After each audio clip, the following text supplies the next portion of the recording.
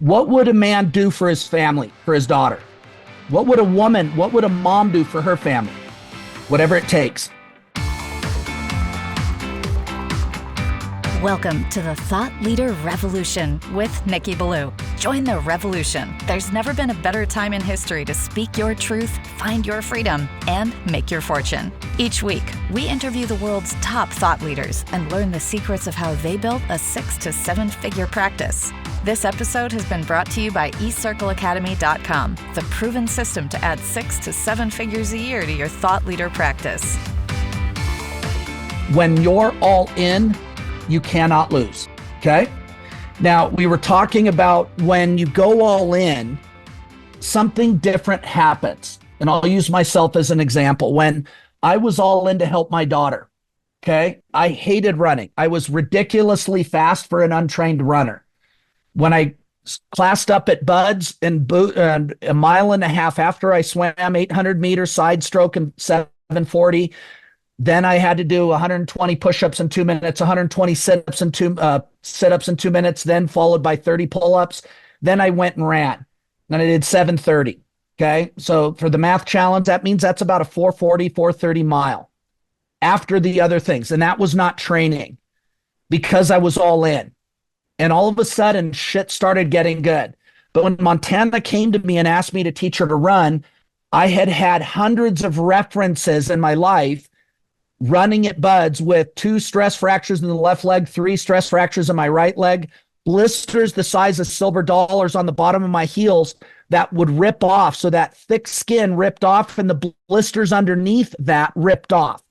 My crotch was bleeding daily because my legs' muscles would rub together in the sand. They always run you sand. And so Montana came to me and said, "Daddy, can you teach me to run fast?" I didn't know at the time that she was getting bullied every day at school. It was so bad when she'd go to PE, the bullies, these 2 girls would get the rest of the girls and they'd circle my daughter and they would circle her and chant, fat kid, how slow can she go? Fat kid, oh, she's going to blow. And they would surround her because she couldn't run like they could. Then I found out that wasn't enough. So then they started doing it at lunch. And all the kids, imagine being in 6th grade and all the kids around you, even kids you don't know, all start chanting fat kid when you start walking up to a point where she's in there. So when she came to me and said, "Daddy, can you teach me to read?" In that moment, I got all in. Now, my response was to teach her how to drop that bitch. I was not a spiritually awakened person at this point. Literally, I know how to handle that. Very easy. I'll show you how to drop her. We'll make it public. I'll take the heat from the government and the school. But you walk up to her when all of her friends are around. She's going to talk shit. You hit her in the throat, take her and just drive your heel into the nose, get on top and bloody her. Okay. I literally wanted to go that route. Not a problem. That's how I grew up. That's how you handle shit like that, right? Kristen wanted to go to the principal. I said, that will make it worse. You don't understand the law of the jungle. Okay. 6th grade is the jungle. Ask any middle school girl, you'll know what I mean. But Montana said, "No, Daddy, I just want you to teach me to run fast." Now, with that kind of leverage, that kind of commitment, if a man loves his daughter and will do anything, what's the difference between that guy versus somebody else whose daughter just wants to run? Who can tell me? Leverage, all in. What would a man do for his family, for his daughter? What would a mom do for her family? Whatever it takes. Now, this is also true if you don't have kids. When you can find that level of conviction and leverage for your purpose, now you're going to be all in. Because here's what I can tell you. Shay, you've got a great dream about creating a coaching program. Michael's going to create something as well. Matthew, you're creating some magic as well. But you know what? It will not be easy. You will earn it. Okay? But if you're not all in, all you have to look at is the struggle in the defaults. I did not know how to develop a runner when I started with Montana. Did that stop me? Fuck no. I was on a mission. I reached out to every single coach. The only ones that didn't respond, Alberto Salazar. If they had a gold medal, I probably talked to them if they were a woman. If they had a bronze medal, a silver medal, I probably talked to them. If they coached Olympic gold medalists, I probably talked to them. I was obsessed. Next thing you know, these people, because I started getting obsessed, nothing could stop me because I was that committed to see my daughter get through her pain. So my question to everybody in that room is, how committed are you to serve your clientele, to see your mission through? What do you mostly focus on? How hard it is? How much you have to do? How much rejection would you put up with to save a life? And Matthew, you're probably thinking, oh, I'm not saving a life. No, that's where you're wrong. Something magical happens when you give somebody back their sovereignty. When you show them how to disconnect from the matrix, you show them how to take control, and you start opening their eyes to the poisons that the governments are allowing fed to our kids. You are saving lives. Courtney, same thing. Guaranteed, Courtney, guaranteed you're going to have a suicidal CEO on your hands at one point if you haven't already. Guaranteed. Michael, you will definitely have somebody as well, man and women, that are going to be suicidal if you don't show the fuck up. Shai, if you're getting into the business of coaching, you're going to have it too. Teresa has, I have, Dwayne, even with accounting. If people lose hope, they quit. They are not the strong ones. No offense. They are not the strong ones. They are not here working diligently to take their life and their business to the next level. I want you guys to transcend just thinking about making money and building a business. If you can connect to purpose, you will be unstoppable. Does that make sense? Because the challenges are going to be there. So let me ask you a couple of questions. Please write this down. What was Martin Luther King's marketing strategy? What was his funnel? Did he change the world? Did he have a marketing PR campaign? Did he have a book? Did he have a TV show? Did he have everybody in the world loving what he was about to do?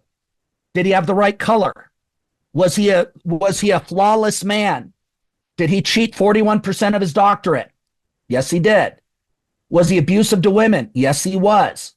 A very flawed human being. So how could somebody like that, with no marketing plan, with an abusive behavior towards women, a plagiarist, what did he have that allowed him to go viral? He had the truth in the situation, and he was willing to speak it, period. The truth was all men are created equal and should be judged accordingly. Now, no offense, but they have bastardized that whole point to a whole new level. As soon as he died, all of the people, Al Sharpton's, Jesse Jackson, all of them started screaming, me, me, me, me, me. I should be in charge. I knew him best. They took from something that could have been great and they made it about themselves and then polluted it. And basically, it's part of why we have what we have today. Second question. What was Nelson Mandela's marketing strategy? What was his sales background?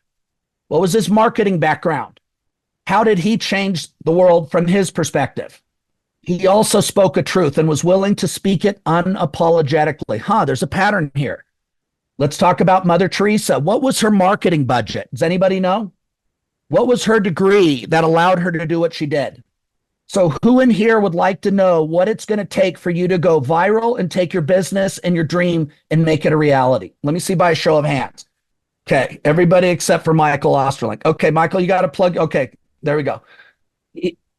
Okay, you're about to get earplugs put in. You were going to have to leave the room for this one. Okay, I wanted to share with you guys something that I've been looking at. I have been obsessing to figure out what is the difference that makes the difference.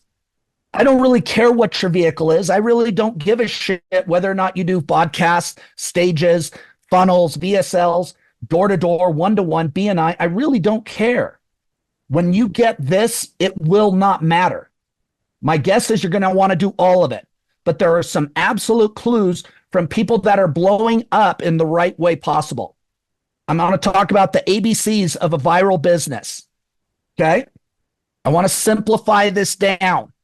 But there are some certain non-negotiables that I can't get around, nor can you. And I've watched this. I've watched a lot of funnels and a lot of webinars. Webinar gurus lose their ass. They know more about marketing than everyone in that room, including me, combined times 10. So why are they getting their asses kicked? Because they put their faith in the vehicle instead of the message. The vehicle is the bitch to the message. The truth is the key. Martin Luther King proved that. Nelson Mandela proved that. Mother Teresa proved that. Jordan Peterson is proving that. Andrew Tate is proving that. Donald Trump has proved that. Donald Trump was outspent 10-1. The media had a 97% anti-Trump response to anything he said they would spin. With Kamala, it's 100% positive for Kamala, 7% positive for Trump. Yet he still won and still wins. Because while Hillary Clinton was running everything she was going to say through 12 different peer groups, focus groups to see how would people respond, trusting the system more than the truth. Guess how many focus groups Trump ran his points through? 0. Hillary Clinton had the name, she had the pedigree, she had the background, she had 10-1, she had the media in her pocket. They had the voting fraud shit in their pocket. When that wasn't enough, she created and paid for the PP dossier, got the CIA involved, and they created a bunch of shit. This is all verifiable. Prove me wrong on this. And she still lost because Trump was going to speak the truth as he saw it. Now, guess what? Does everybody agree with Donald Trump's truth? No. There's a lot of communists and there's a lot of people that are making millions on our backs that don't like it at all. Same thing with Andrew Tate. Same thing with Jordan Peterson. So I want you guys to get that marketing is secondary to how good you were connected to the truth. And this is for you as well, Shai, and your guys, as you guys are doing your marketing. Marketing has to be secondary after you get your pitch, you get your hook, you get your truth. What is that truth that needs to come forth? Orchan, and again, marketing is going to be absolutely important, but if you guys keep spewing just generic, homogenized Hillary Clinton proven words, it will not work because everyone is using that same approach. Yes, you need to find your truth and speak your truth. What is, and I'm going to get to that, but I want you guys to understand that if you're sounding like everyone else, if you're saying what everyone else is saying, you do not stand out. Okay? So the ABCs of viral business and really going to that next level where it's momentum and it's unexplainable success. The first one, you have to decide your identity. Are you going to be a salesman? Are you going to be a business owner? Or are you going to be an advocate, a champion for their cause? Advocacy, I want you to think about when you think of an advocate, a champion, notice that that's who these people are. They're advocates. RFK Jr. Don't agree with his politics all the time, but is that guy an advocate or not? Does he advocate getting chemicals out of our food? Does he advocate stopping 139 vaccines that are not even vaccines? He is an advocate. Everybody doesn't love him. Big Pharma hates him. The food industry hates him. Okay? Now Democrats hate him. But I want you guys to get that, number one, he is an advocate. When you stand for something, you have to be willing to accept that not everyone is going to be on board. Okay? Second thing, you need to be authentic. Fun way to think of this, the fat guy is no longer going to be listened to as an expert. Don't take diet advice from a fat fuck. Okay? Now, if you look at the health secretary for Canada, for the US, for Belgium, Denmark, England, no offense, but they're fat fucks. They should be nowhere near. They should be in a fat farm, not giving advice on food. Don't believe me? Look them up. Tell me I'm wrong. Imagine taking one of the dumbest people in the world and putting him in charge of the Department of Education. Would you put a person from Skid Row, homeless person that doesn't understand finance, put them in charge of Department of Treasury? Well, that's what is happening in the world. So you have to be authentic to who you are. For example, Matthew, do you have your own garden? If you don't, get one. You know what I mean? It's the kind of thing, if that's what you're doing, practice what you preach. It's one of the things I love about Michael Osterlink. He's not talking a big game. He does it every fucking day.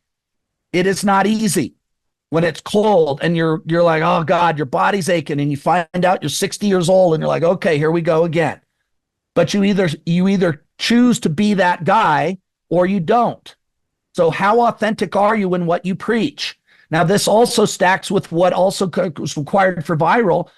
If you ever watch Jordan Peterson, Donald Trump, I'm trying to think of who are the other people, Patrick Bet-David, Andrew Tate, trying to think of who are other people, Elon Musk, people come at him all the time, all those people.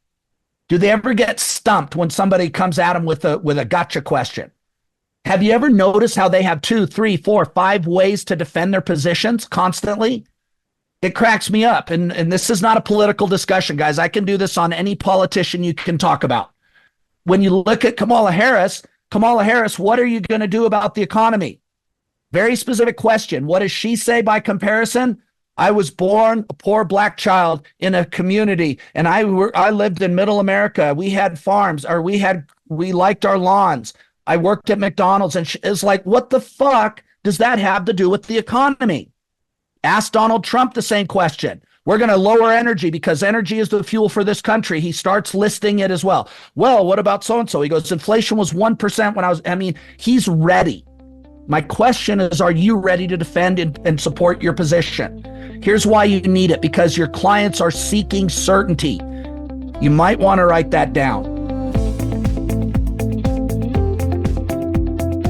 Your clients are seeking clarity, and your clients are seeking somebody that will fight for them. Prove me wrong.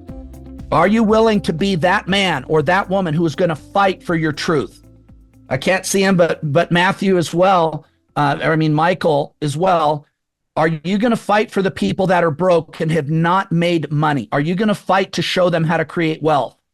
Get out of your comfort zone and go there, because there are a lot of people who don't have a tenth of your wisdom, and they need a guide. They need somebody to give them encouragement.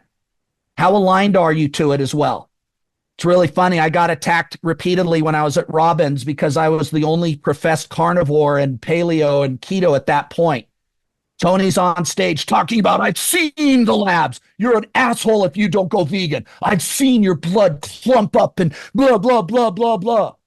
It's like, no offense, Tony, but I can outrun, outshag, I can outperform, outlift every single person, including you.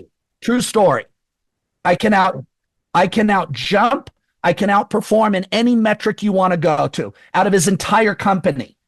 Okay. Now, Tony was not vegan, but he professed it from stage because he saw the labs. Now, I've been around long enough to remember when Tony was professing the blood type diet. If you don't know the blood type diet, you're an asshole, because I've seen the labs. I went to the labs, and A types need this type of food. And he starts going into that shit. You know what? I didn't buy that either. And you know what? Because I was around before when he was in the diamond method. You know what it was back then? I'm the diamond method. It is the secret to health, and I should know because look at my energy. Oh my God. Okay. So I want you guys to start thinking beyond. The gurus that are out there are fucking liars. Almost all of them. There's some that are legit, but almost all of them. So I want you guys to decide, are you going to be aligned to your truth? Are you willing to defend it? Are you willing to support it? I don't want you to just spew shit and talking points. If you're vegan and it works for you, do you really believe it? Can you defend it? I've helped vegans. I'm a conservative, but I've helped liberal politicians and liberal people get in alignment to support their beliefs. I'm nobody's guru. And again, I'm arguably help some of the liberals. Nikki will hate me for it, but I've helped some of the liberal consultants in Washington, D.C. do very, very well at raising money for their causes. But they didn't believe it all that much either. It's your job to find your truth. My job is to help it come forth. Okay? I'm not here to tell you what to believe. But what I don't want you to do is take other people's talking points that they can't defend and now assume that that's it. Have you guys, no offense to Christians, I grew up, that saved my ass, okay? So I'm not knocking Christianity. But have you ever watched some of the most fucked up people in the world? All of a sudden they find God, and all of a sudden you're a sinner. I know because I'm a Christian now. You guys ever know what I'm talking about? Dude. You are the biggest whore in the whole school. You're the biggest drunk in the whole school. You fucking got 3 DUIs. You fucking cheat on your taxes. You cheat on your spouse. You cheat on here, but you found God, so you're going to lecture me? Really? And I'm not knocking it because, again, it saved my ass. Had it not been for Christianity and giving me something to believe in and showing me it was possible, I would not be here. So I'm not knocking religions at all. But I also watch, too. I watch Mormons. I'm not Mormons, but you know what? Fucking honor the shit out of them that they honor their religion. I'm not Muslim, but I know some Muslims, and I fucking honor the ones that honor their religion as well. And then I also don't like the Muslims, the Christians, the Mormons, the Jews, the ones that use it as an excuse to go do fucking shit and then blame the religion. That's not cool either. I remember, again, one of my Catholic buddies was a guy I really respected. And my other Baptist friends were telling me that he was a fucking heathen and that he was worshiping Satan because he prayed to Mother Mary, right? And I'm like, fuck you. This guy honored Lent. This guy went to church religiously. This guy gave money to the poor. I was like, sorry, but my Catholic friend is fucking more Christian than you are. So again, this is not a religious talk. This is simply about, if you believe something, do you really believe it? Can you defend it? Can you really honor it? Last point on this. One of the guys I studied under is a guy by the name of Tom Brown, an amazing guy who's trained Navy SEALs, FBI. By the time he was 21, he found over 600 people that were lost and felons that broke out of prisons. He's one of the world's, if not the world's best tracker. They'd made the movie The Hunted about him. The guy's a legend. So I started studying him. I'm reading all of his books. And then his grandfather was the Apache, Native American Apache, who taught him the ways of the Apache. That was his vision quest 63 years before. They were being hunted. The Apaches were being hunted by the whites, the Americans, and the Mexican government. They slaughtered their families because they were Apache and they wouldn't pick a side. They just wanted to be left alone. During his vision quest, he was shown that 60 winters from now, you need to walk the earth alone, find 60 winters or so from now, you're going to find somebody that has the world in his hand, and you need to teach him the way of the Apache.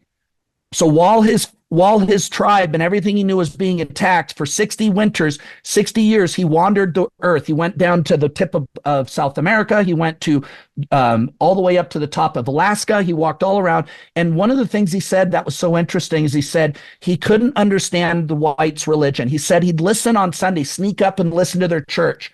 And he said then he listened to them and it sounded brilliant. It was amazing.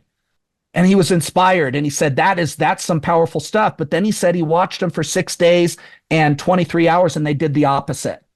That's what I'm talking about. How much authenticity and alignment can you get towards your goal? Okay. Number 2, B, you need to be bold. I don't care what business you're going to be in. If you study the people that are going viral, if you study the people that you know their names, I can do this on the Democrat side too. Who in here, by a show of hands, know who AOC is? That's odd. She is a freshman congressman. She was a bartender. She doesn't know shit. How come you know her name? There's over 500 congressmen. How do you know her name? Because she's bold. I don't like her policies. That's irrelevant. Her constituents do. She's not here to serve me. She's here to serve her people who think like she does and lead them according to what she believes. Think about that. 500 and some congressmen, some that have been in there for 30, 40 years, yet you know her name because she's doing what I'm telling you. Be bold in your truth. Jordan Peterson, Andrew Tate, Donald Trump, all bold. You need to be brazen. Once you accept the fact not everybody is going to like what you have to say, you can speak it without fear. Like I said, Steve Jobs once said, if you want to make everybody happy, then sell ice cream. But he was wrong. He forgot about the woke mob because lactose intolerant people hate ice cream. How dare you? Don't you know I'm lactose intolerant? Why would you say such a thing and discriminate against people like me? So he even there was wrong. There is no way to win there. But if you love what you do, speak it unapologetically. Number 3 is committed. You need a conviction on your heart. It needs to be an obsession. You need to care about that person who is jaded, who's scared, but they still need your help. And lastly, you need a community and a coach to have your back and remind you of your greatness repeatedly, because you will fall, you will stumble, you will doubt your own self. And most people quit. Most people don't enter the game, but those that enter the game, most quit 3 feet from gold. You need a coach to help you. Courtney, you just had a fucking amazing month. And guess what? We didn't focus mostly on strategy. It was mostly on getting the greatness out of you. That's the truth. Now, strategies are important, but you need somebody in your ear that's going to help you, to remind you. And every one of us are different. Every one of us have a different vehicle, a different platform. What I can tell you, every single time I'm in a group of achievers, I go to the top of the line. I get things that I could have never done alone. When I started running and I joined running groups and I started reaching out to those coaches for my daughter, I was a fucking 50-year-old man running 5-minute miles over 20 miles. My times were ridiculous. And you know what? I couldn't do 3 miles alone. Just couldn't. I'd always find a reason. I'd always do it tomorrow. I'd find a reason to go slide. When I trained for buds, I did not have a group. And I used to think 3 miles. I swear to God, I did a 2.5 mile run. I was so delusional. I thought it was a 10 mile run. I thought I was fucking an Olympic gold medal marathon runner. It was 2.5 miles. 2.5 miles. And I literally thought it was easily 10. But when I got in a running group, and I started to learn about running, and I had somebody reminding me that, holy shit, dude, you're doing great. You're doing great. And when I didn't want to run, there was still a group counting on me. So I show up and I got good and I got better and I got better and I got better. And eventually I was able to help my daughter. I was able to help her team be the first one in 60 some years, make it to state and get on the platform. Not bad for a guy that didn't run. I did the same thing with my other daughter's team. 53 years. They never won the league title once. They won 4 after I started help coaching because I focused on each of the individuals. Made it to state and did the first time they made it to state 3 years in a row. There's something that happens when you get around people that are energized, people that are committed. If that's all you got, you're going to do better. Now, there's one other aspect of this as well. It is different, and take it from a guy that has run countless groups and been a part of them. It is different running a group than being in a group and being served. One of the biggest mistakes people make, Michael Osterlink, I got mad respect for you. Michael runs big ass groups. The dude's legit. Yet here he is. If you guys knew a tenth of his background, you'd be like, fuck, that dude's hardcore. But here he is. There is something different when we're nurturing Michael so that Michael can go nurture his group. But where do you go when you need help? Never take that for granted, guys. I can't stress that enough because our ego, remember when I talked about the ego zone, our ego's like, I got it figured out. Just like me in working out. I knew more. I've been training longer than my coach has been alive. I don't just lift. I fucking read every single book. You should see my library. This is not bullshit. Seminars, front row, you name it, supplements. I've tried them all. I was doing peptides before any of the bodybuilding community even knew how to spell it. Most of them can't spell it to this day. I fucking did all that shit before even Dr. Aperon. I was doing peptides before he even entered the arena. People don't know that. That's how far back I go on peptides and SARMs. Fucking human guinea pig. Study it, research it, test it. Does it really work? Does it not work? Now, he knows more about it now than I do because he's a doctor and he got fucking obsessed with it. But you need to be in the room. You need to have somebody that's pulling out your greatness because sometimes you're going down a path which will not get you the outcome and you can't see it until it's too late. So you have to have your own coach. You need a community where you're not the Grand Pumbaa. And you need to make sure you're not the smartest person in the room because if you are, you're in the wrong room. Last thing, on a community. This is my biggest pet peeve on most communities. Most of the people in the community only care about themselves. What do I get out of it? That's not a great community. I would rather have 10, 20 people that are all committed to all of our success than being in a group like Tony's that has 400 people and everyone is just trying to sell you into their MLM. So you want to make sure you're fueled. And does that community activate you? Does it get you to see your greatness? And does it get you out of your comfort zone to make the calls, do whatever you're afraid to do? Realizing you can't. Don't assume that you would have done that anyway, because I can guarantee you wouldn't have and you didn't. So that's the ABCs of going viral, guys. I want you to go ahead and be an advocate for your purpose, for your people. Fight for them. Be bold in your truth. Know what you believe and speak it unapologetically. Prove me wrong and you'll prove me right. Lastly, be committed, be convicted to have that conviction for your dream and get in a community that keeps people there. Okay? So I have to jump, but I wanted to share that with you guys because, guys, you guys are so freaking close. You guys, if you guys can just get to that next level, I don't want you to make $100,000 a month. I want you to start thinking bigger. I want you to start thinking, what would it take to change the industry you're in? What would it take for you to be the one on stage that everybody's following and listening to? Imagine creating a whole army of people that are going, oh, yeah, I studied under Courtney. Oh, I study under Michael Osterlink, his system and his process. Oh, yeah, I'm in, Matthew's program where organic and, taking our sovereignty back with our food, whatever. Why not? When you start thinking that way, guys, you'll realize that Jillian Michaels was just a bitch with an attitude who decided to go big. She scares the shit out of me. She's like that one on the fatties and like, fatty, run. Fuck, I'm going to run because I'm scared of her. But she blew up and became a viral household name. Is she the best trainer? Not even close. But she went viral because she was willing to be herself, however it was, and go for it. What will not work is a white bread, homogenized, neutered down message. Impotence doesn't work in marketing. It doesn't work in the bedroom. So don't do it. Get hard and go big. Okay. So I got to jam, guys. I appreciate you. You're in great hands there. Make sure you get it as much there. Network and go from there. But I got to jump on another call. Big love, you guys.